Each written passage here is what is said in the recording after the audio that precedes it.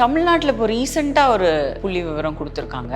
1,00,000 புது cancers 1 lakh cross ஆனது இதுதான் ஃபர்ஸ்ட் டைம்.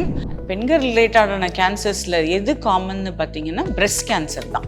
ஸோ மார்பக புற்றுநோய்ங்கிறது என்ன அப்படின்னு பார்த்தீங்கன்னா, இந்த வயசாயிட்டா 70 80 ஆயிட்டா கேன்சர் மார்பக புற்றுநோய் வராதுன்னு இல்லை. ஏஜ் ஆனால் தான் வர்றதுக்கான வாய்ப்பு கூடுதலாக இருக்குது, ரிஸ்க் அதிகம்.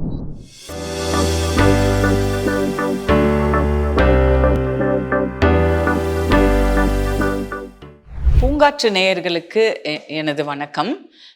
நான் டாக்டர் செல்வி ராதாகிருஷ்ணா, மார்பக புற்றுநோய் அறுவை சிகிச்சை நிபுணர். ஸோ இன்னைக்கு இந்த வீடியோவில் மார்பக புற்றுநோய், பெண்களுக்கான புற்றுநோய் குறித்து கொஞ்சம் பார்ப்போம்.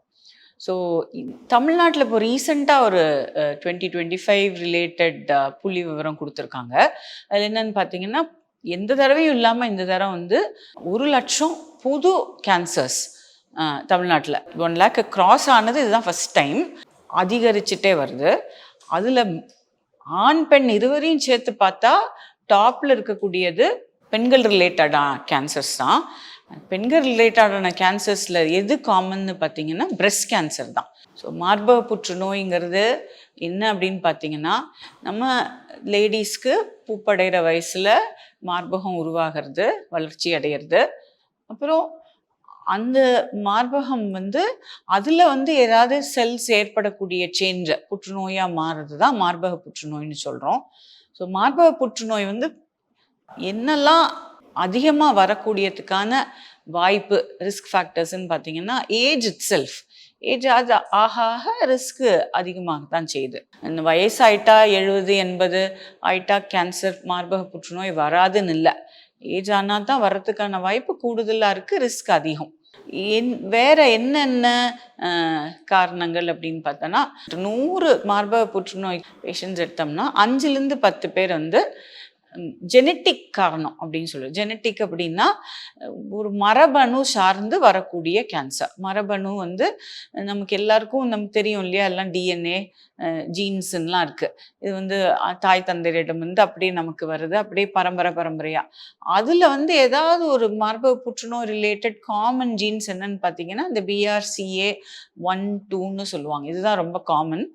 இதில் ஏதாவது இந்த ஜீன்ஸில் ஏதாவது பிறழ்வு ஏற்பட்டு ஒரு கோளாறு ஏற்பட்டது அப்படின்னா, அது மூலமாக அதனால் வரக்கூடிய கேன்சர் தான் ஜெனட்டிக் ஆரிஜின் கேன்சர்ஸ்ன்னு சொல்லுவோம். ரொம்ப காமன் கிடையாது. அது பார்த்தீங்கன்னா 100 கேன்சர்ஸில் 5லேருந்து 10% தான் ஜெனட்டிக் ரிலேட்டட். இன்னொரு 25-30% பார்த்தீங்கன்னா ரீப்ரொடக்டிவ் ரிஸ்க் ஃபேக்டர்ஸ்ன்னு சொல்லுவோம். இந்த ஹார்மோன், லேடிஸ்க்கு ஈஸ்ட்ரஜன் ப்ரொஜெஸ்ட்ரான் 2 ஹார்மோன் இருக்குது. இந்த 2 ஹார்மோன் தான் ஒரு பெண்ணு பூப்படையும் போது கொஞ்சம் அந்த ஹார்மோனை கொண்டு தான் அந்த பூப்படைகிற அந்த சேஞ்சஸ் உடம்புல நடக்கிறது, அந்த மார்பகம் வளர்ச்சி அடையிறது. அது இல்லாமல் மாதம் பீரியட்ஸ் வருது இல்லையா, மென்சஸ் ஆகிறதெல்லாம் இந்த ஈஸ்ட்ரஜன் ப்ரொஜெஸ்ட்ரான்ங்கிற ஹார்மோனை சுற்றி தான் அமையிறது.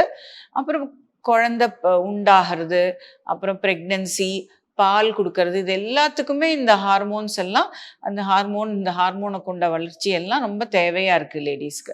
ஆனால் சில சமயம் இதே ஹார்மோன்ஸை என்ன பண்ணும், மார்பகத்தை பொறுத்த வரைக்கும் அதில் பால் குழாய்கள்னு இருக்கும், மில்க் டக்ஸ். இங்கே தான் காமனாக கேன்சர் உருவாகிறது. இந்த பால் குழாய்களில் இருக்கிற செல்ஸ் இந்த ஈஸ்ட்ரஜன் இன்ஃப்ளூயன்ஸ்னாலேயோ ப்ரொஜெஸ்ட்ரான் இன்ஃப்ளூயன்ஸ்னாலேயோ மாறும்.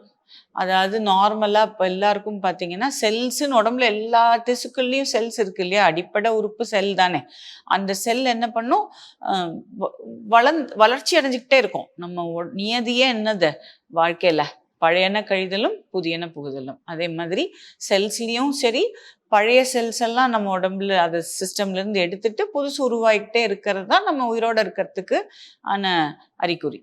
அந்த மாதிரி மாறும்போது அது எப்போவுமே தன்னோட தாய் செல் எப்படி இருந்ததோ அதே மாதிரி அப்படியே ஒரு ரெப்ளிகா, அப்படியே டிட்டோ, அம்மா மாதிரி சொல்லுவாங்க இல்லையா, அது மாதிரி உருவாக்கணும். மாறிக்கிட்டே வரும்போது இப்போ காய்கறிலாம் பார்த்துருப்பீங்க. ஒரு வெண்டைக்காய் கோணலாக இருக்கும், இப்படி ஒன்று.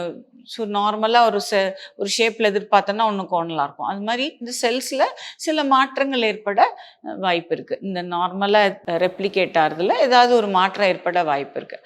அந்த மாற்றத்தை அப்படியே உடம்புல செக் பாயிண்ட் சிஸ்டம்ஸ் இருக்குது. இது சரியான செல் இல்லை, இது தப்பாக போயிடுச்சு, இது மாறிடுச்சு அப்படின்னு சொல்லிட்டு அதை கழிக்கிறதுக்கு நமக்கு உடம்புல ஒரு செக் பாயிண்ட் சிஸ்டம் இருக்குது. நம்ம இம்யூன் சிஸ்டம் அதை ரெக்கக்னைஸ் பண்ணி அது திருப்பியும் ரெப்ளிகேஷன் சைக்கிள்லேருந்து எடுத்துரும். அது திருப்பியும் பெருக்க விடாமல் அதை எடுத்துரும். ஸோ அப்போ அந்த சிஸ்டமில் ஃபெயில் ஆகுது, இல்லை அந்த மாற்றம் ரொம்ப அக்ரெசிவாக இருக்குது, நீ என்ன செக் போட்டாலும் நான் வளருவேன்னு வளருது, அந்த மாதிரி தான் தோண்டித்தனமாக வளர்றது தான் நம்ம கேன்சர்னு சொல்கிறோம். இப்போ மார்பகத்தில் கேன்சர் வந்தால் என்ன பிரச்சனை? மார்பகம் உயிருக்கு அத்தியாவசியமான உறுப்பு இல்லை இல்லையா? அது பாட்டுக்கு அதோட வேலை குழந்தைக்கு பால் கொடுக்கறது. பால் கொடுத்து முடிச்சா அதுக்கு வேற ஒன்றும் உயிர் தாங்கி வேலை ஒன்றும் கிடையாது. பட் அங்கே வளர்ற செல் எது வளருதுனாலும் உடம்புல நல்லதோ பொல்லாதோ அதுக்கு ரத்த ஓட்டம் தேவை, அதுக்கு ஆக்சிஜன் தேவை, அதுக்கு குளுக்கோஸ் தேவை.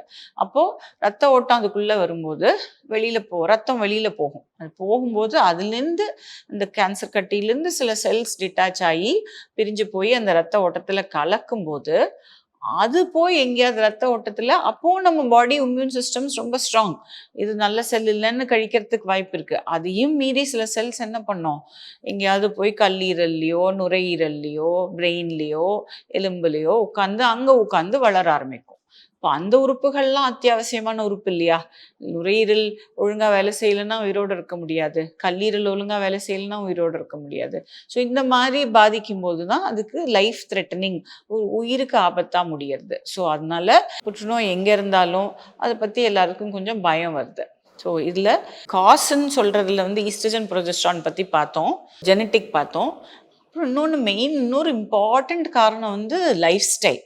அந்த ஒபிசிட்டிங்கிறது அப்புறம் அதை சுற்றி ஆல்கஹால், ஸ்மோக்கிங் இதெல்லாமும் ரிஸ்க் ஃபேக்டர்ஸ் தான் மார்பக புற்றுநோய்க்கு. ஸோ நல்ல ஒரு ஹெல்த்தி லைஃப் ஸ்டைல் அவசியம். நம்ம அதை பற்றி இன்னும் பின்னாடி விரிவாக பார்ப்போம். பட் ஸோ இதெல்லாம் தான் காமன் ரிஸ்க் ஃபேக்டர்ஸ்.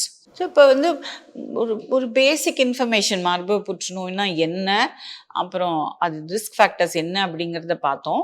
அடுத்த வீடியோவில் நம்ம இதை பற்றி எப்படி தெரிஞ்சுக்கலாம், இதுக்கு ஏர்லி டிடெக்ஷன் என்ன, ஸ்க்ரீனிங் என்ன அப்படிங்கிறதெல்லாம் பற்றி பேசுவோம்.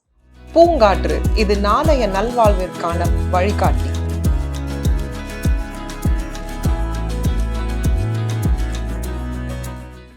தொடர்ந்து எங்களோட வீடியோக்களை பார்க்குறதுக்கு பூங்காற்று சேனலை சப்ஸ்கிரைப் பண்ணுங்கள் அண்ட் ஃபாலோ பண்ணிடுங்க.